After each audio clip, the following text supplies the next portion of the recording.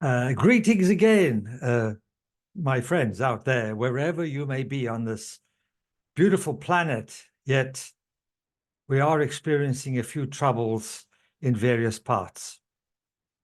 My name is Anthony Altman, and this is a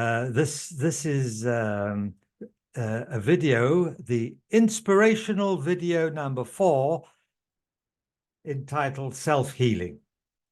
It's recorded on the 26th of December 2023 and is part of my inspirational and motivational video series. I've had a very interesting day, actually. This is the third inspirational video that I have recorded today, or am recording, after writing the scripts and having all sorts of interesting issues with YouTube, deleting videos, and then the videos came back, and all sorts of strange things. And I put it down to Mercury being retrograde at the moment.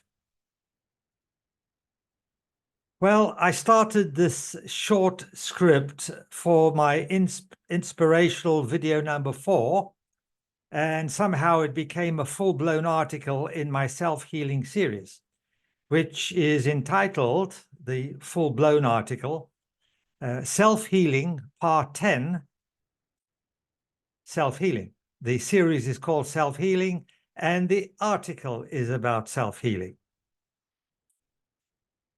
You know, the information just seems to pour out of me, especially on days like this. And I have a challenge to keep up with whatever my higher self is directing me to do.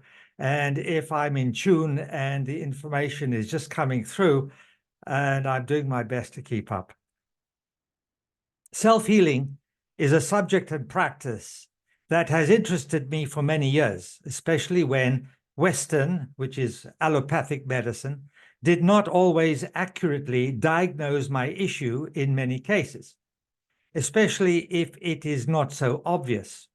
In fact, self-healing became my passion, which I pursued vigorously, and my interest took me to Ayurveda, the science of life of India, the Tao traditional Chinese medicine, energy healing, such as Reiki and similar, and various other healing modalities, culminating in me becoming a certified and licensed clinical hypnotherapist in the USA, having attended an accredited hypnotherapy school in Santa Fe, New Mexico. While most Western medical doctors do not know everything, or in fact, do they have a comprehensive methodology in diagnosing, it does nevertheless have a valuable place in our society. Western medicine repaired an inguinal hernia I suffered many years ago, and in recent times I had a cataract removed. However, I also know that all the petals make a flower, and similarly, all forms of healing create a wonderful and comprehensive medical service for everyone. In this sense, I see a greater virtue in embracing all forms of healing while rejecting none, all within reason, of course, and due bounds, depending on what the circumstances are. Like all who learn Western medicine, they are taught by those who, in turn, also learn that information from others who have been coached to teach what those in power and control want to be taught. This is important to understand. It is in the public records that originally, prior to about 1900, something like that, 1900, the practice of medicine in the West comprised ethnic folklore medicine, which included natural herbal healing approaches, including homeopathic medicine, which all changed for the chemical-based medicine around the turn of the 20th century. Homeopathic medicine was the discovery of Samuel Hahnemann from Germany, I think something like 175, 200 years ago. In effect, the medical schools taught a medical approach. This is Western medical schools. They taught a medical approach that was and continues to be a less enlightened approach than the Tao traditional Chinese medicine, Ayurveda, the science of life from India, and other traditional and ethnic approaches to healing. Such medical systems originated many, many, many years ago. For instance, Ayurveda began around 6,000 years. They're not 100% sure. It's somewhere between 5,000 and 6,000 because they're not able to pinpoint it. Tao traditional Chinese medicine began about 3,500 years ago. Acupuncture was discovered 2,000 years ago, and other ethnic healing systems began well before records were ever kept. In Western allopathic medicine, specialization is the key. Separation and specialize. And the person is not treated as a whole being. Whereas in traditional Chinese medicine, Ayurvedic medicine, homeopathic medicine, and other healing traditions, the whole person is regarded as one unit without separating the parts. However, there is a place for Western medicine, and I prefer that Western medicine did not reject other traditions.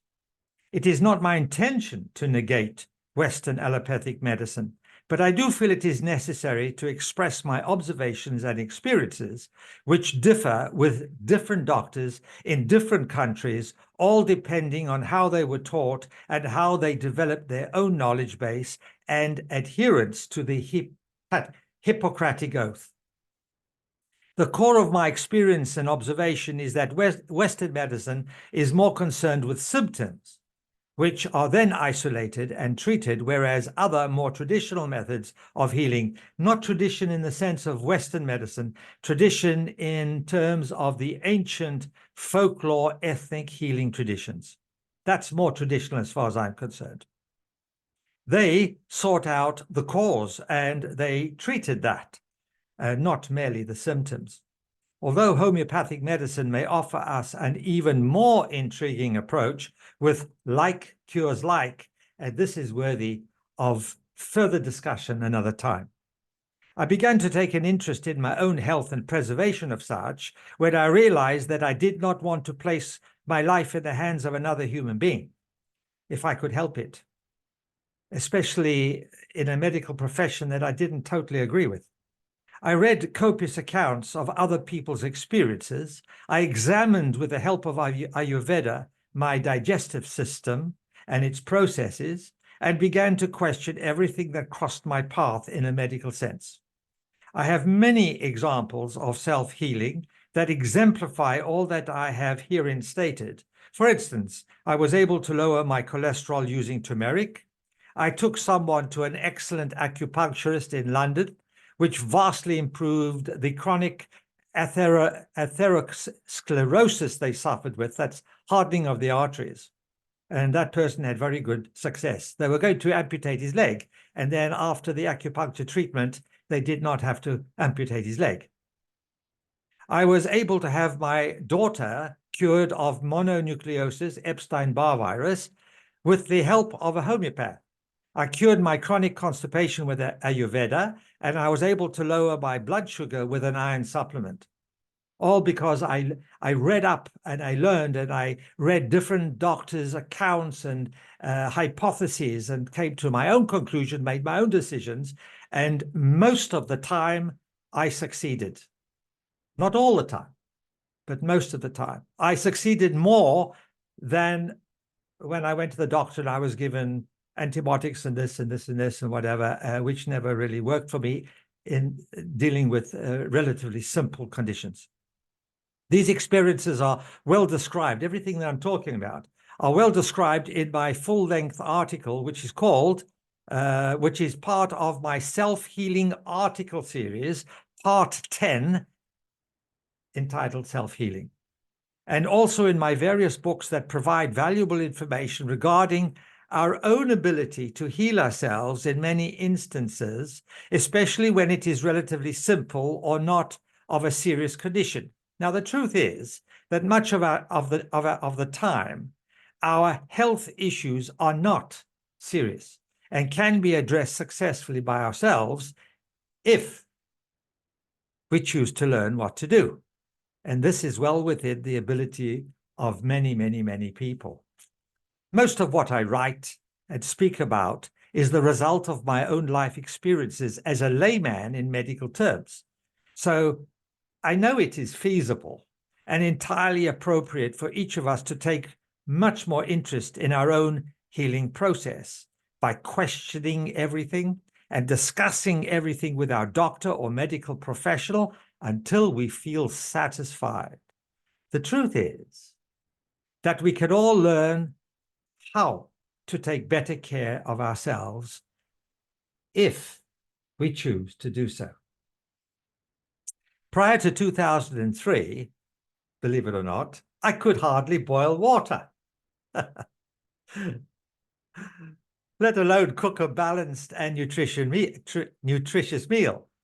Yet after I purchased a few Ayurveda books and I began to learning how to cook Ayurvedic meals, I became quite good at it. Now I'm very, very good at it. I had to learn. If learning something new and important is the issue with anybody, then the real issue may be in the subconscious mind that is preventing them from learning how to take better care of themselves. And this subconscious issue is to be addressed first. It's not difficult to do that. I would suggest you go to a hypnotherapist. I was a clinical hypnotherapist, and I know about this. It's very simple, really. It's not that difficult. Well, thank you for listening. Please share this with everybody. My whole idea is to help inspire and motivate people to empower themselves. Thank you. Until next time. Now let's see if I can switch this thing off again. I have to learn how to do this. Stop the video. Thank you.